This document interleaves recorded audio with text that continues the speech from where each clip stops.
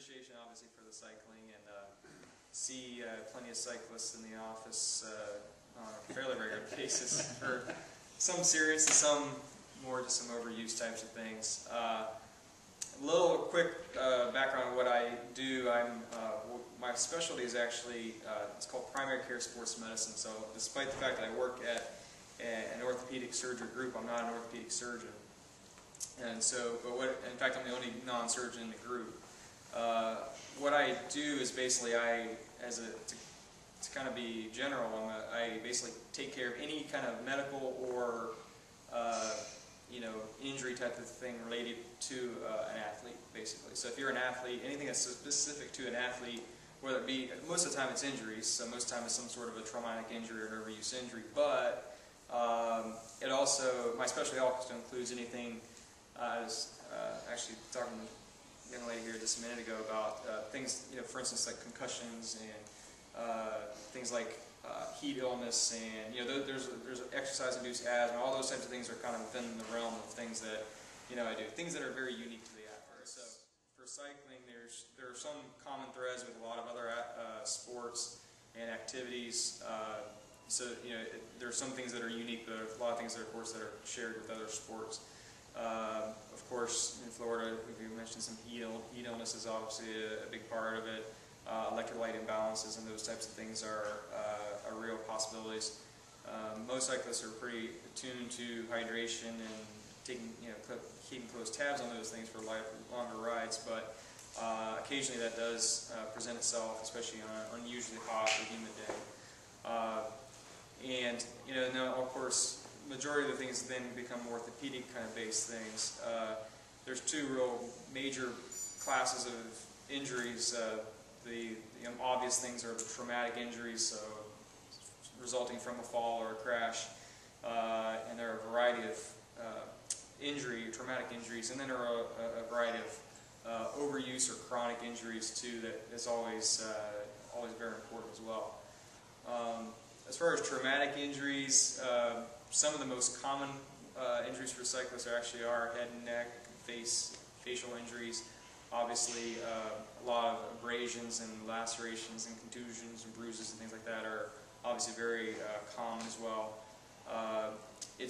You're far more likely to injure an upper extremity, meaning your arms or shoulders, rather than the legs. So, especially for crashes, for instance, we see many more wrist and forearm fractures and shoulder dislocations and clavicle fractures and that type of thing. As far as overuse injuries, the nice thing about cycling is, of course, it's considered a low-impact sport where you're not a lot of direct, forceful impact on the knees and the ankles and such. So you don't see many overuse injuries necessarily from, for instance, at least from the standpoint of stress fractures and such like that. You can certainly, since it is a lot of repetitive motion, certainly always prone to any kind of tendinitis, which is always a development from repetitive motions. You can certainly always develop tendinitis and muscular strains and that type of thing.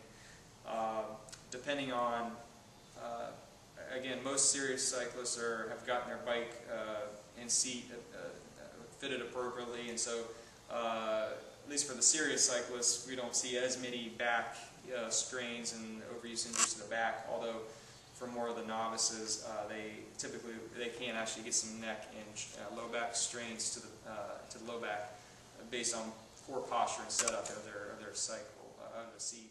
One of the big things, one of the reasons your body heat will go up quite a bit as a cyclist is that you do, not only are you burning calories and using muscle, burning calories with the muscle output, but you also with the respiratory rate, especially if you're basically, it's hard to cool yourself off. Usually the breathing is supposed to help cool your body temperature off a little bit.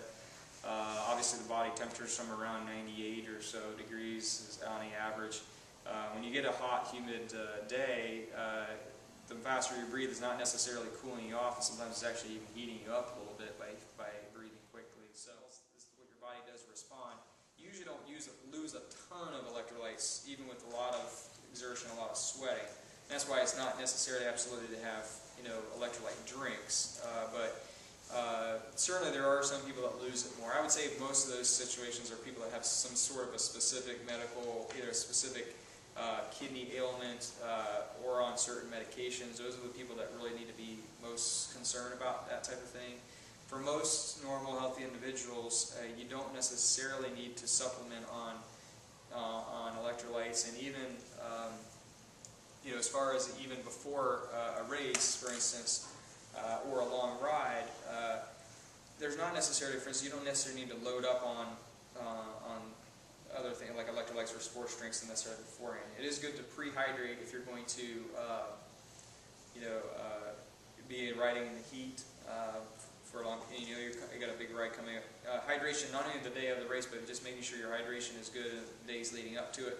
Some people have proposed using some, hydrating well with sports drinks in the days leading up to a big race. I don't think anybody's really proven that that's been an absolute benefit, but and nonetheless, you'll talk to a lot of trainers and coaches and stuff who still kind of go by that, and I don't think it causes any harm, but I think just in general good hydration without not necessarily just with the sports drinks, but in general good hydration leading up to the events, even in the days going up to that are good.